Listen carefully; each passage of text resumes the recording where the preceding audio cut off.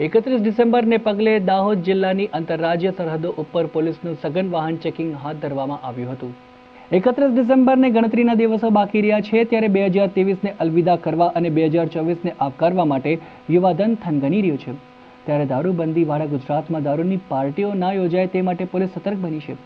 દાહોદ જિલ્લો મધ્યપ્રદેશ અને રાજસ્થાનની સરહદે આવેલો જિલ્લો છે, ત્યારે બંને રાજ્યોમાંથી વિદેશી દારૂ ગુજરાતમાં ન ઘુસાડાય તે માટે દાહોદ પોલીસે બંને રાજ્યોમાંથી ગુજરાતમાં પ્રવેશ કરતા માર્ગો ઉપર ચેકપોસ્ટો ઊભી કરી ગુજરાતમાં પ્રવેશ કરતા તમામ વાહનોનું ચેકિંગ હાથ ધર્યું છે, જેથી વિદેશી દારૂ અથવા અન્ય કોઈપણ કેફી દ્રવ્યોની હેરાફેરી ન થઈ શકે તે માટે તમામ ચેકપોસ્ટ ઉપર પોલીસ જવાનો તૈનાત કરી દેવામાં આવ્યા છે અને વાહન ચેકિંગની કામગીરી શરૂ કરી દેવામાં આવી છે।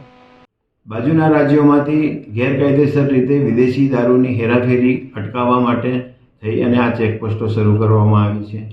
વધુમાં વધુ પોલીસ માણસોનો ઉપયોગ કરીને આ બધી અટકાવવા માટે અમે જરૂરી સૂચનાઓ અપાઈ ગયેલી છે।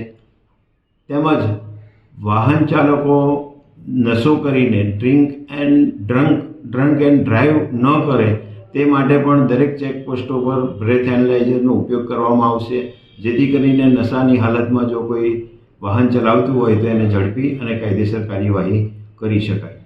વધુમાં 31 ઓક્ટોબરે આપણા શહેરી વિસ્તાર જોઈએ તો દાહોદ શહેર, દેવગઢ બારિયા, ઝાલોદ વગેરે જેવા સેન્ટરોમાં પણ ખૂબ મોટી સંખ્યામાં પબ્લિકો રોડ ઉપર 31ની ઉજવણી કરવા માટે નીકળી પડે છે।